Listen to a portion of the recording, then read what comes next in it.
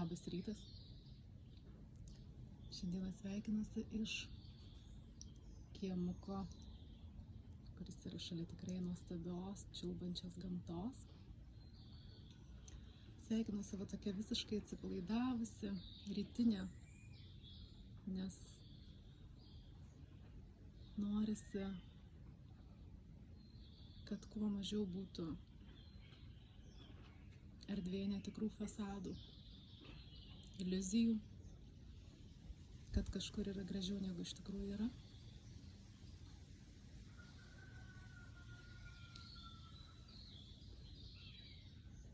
Ir šiandien apie tą gražią temą, kuri iš tikrųjų, manau, kad dar yra ne taip daugumai teisingai suprantama ir suvokiama, kaip jinai galėtų būti. Šiandien apie meilę. Apie meilę tose santykiuose, kuriuose jau nebegera būti, kurie yra kažkaip jis suspaudę, užtrombavę, nėra pilnatvės.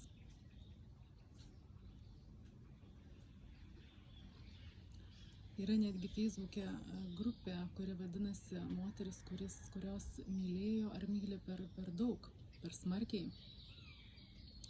Tai šiandien aš noriu sugriauti mitą, kad būtent ten meilės jos net ir nebuvo. Meilės jos net ir nebuvo.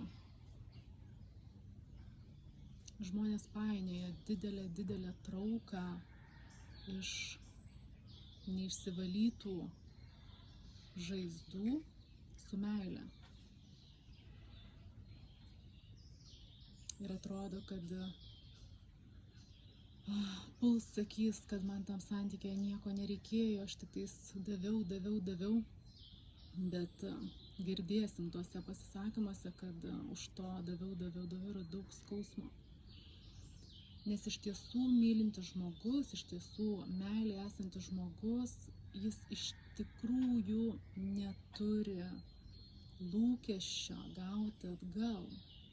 Jeigu mes duodame daug, duodame dar daugiau ir nieko negauname atgal, mūsų šitas išpūstas davimo balionas anksčiau ir vėliau subliūkšta. Subliūkšta ir prasiveržia nepasitenkinimas, pyktis, nuoskaudos, kad davimas vyko į vieną pusę.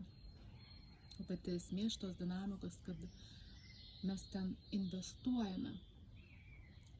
Mes taip lyg nuėję į turgų bandome nusipirkti, sumokame didelės sumas ir negauname tos prekės, kurios atėjome nusipirkti. O ta prekė gali būti labai skirtinga. Ko mes norime atgal? Kokia yra ta mūsų pačių nesutvarkyta žaizda? Ar mes norime būti pamatyti? Ar mes norime būti įvertinti? Ar mes norime tiesiog konkrečių materialių dalykų atgal, kurių mes patys savo nesugebame duoti? Taigi, kokia prekyba?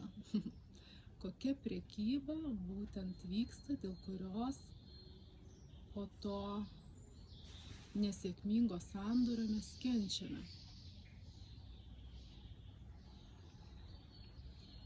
O meilė, jeigu iš tikrųjų tai yra meilė, žmonės, kurie ją jaučia, jie žino, kad jie jaučia. Todėl, kad meilė yra apie vidinę būseną. Apie vidinę būseną, kurioje tau iš tikrųjų yra gera, yra šilta, viskas visada tau yra pakankamai gerai, visada jauti aplink gausą, visada jautiesi su savimi santykyje okei.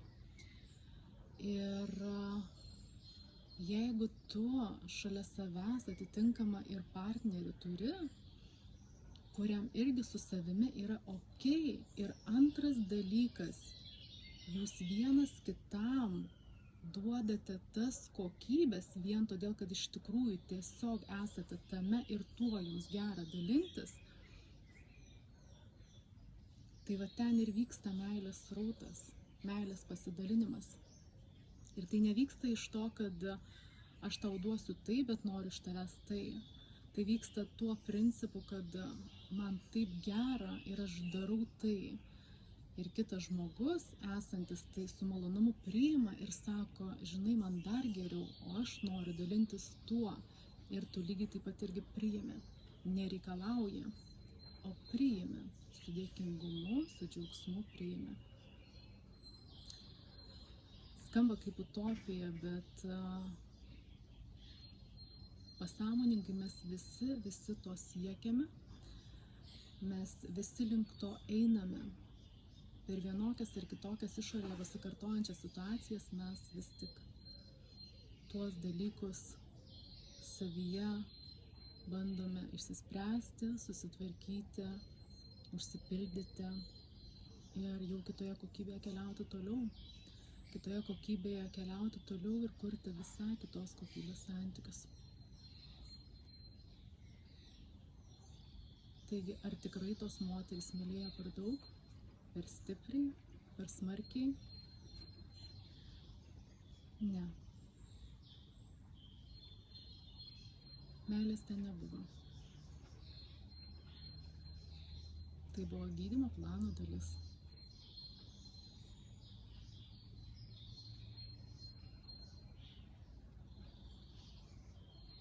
O jūs savo santykiuose esat meilė